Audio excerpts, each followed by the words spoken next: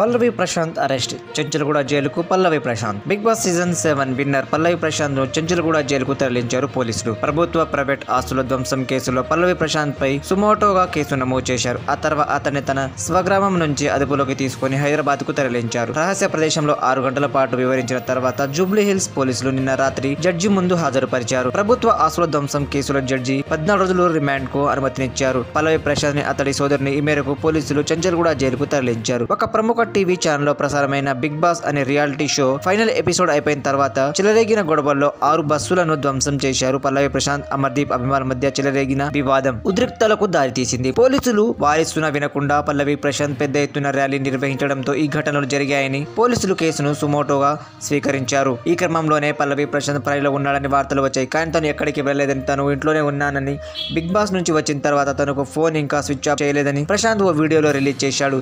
దీంతో అతని స్వగ్రామానికి వెళ్లిన పోలీసులు బుధవారం రాత్రి అరెస్టు చేసి Hyderabad Jubilee hills police station కు తరలించారు. ఆ తర్వాత మెజిస్ట్రేట్ ముందు హాజరుపరిచగా 14 రోజుల రిమాండ్ ను విధించారు.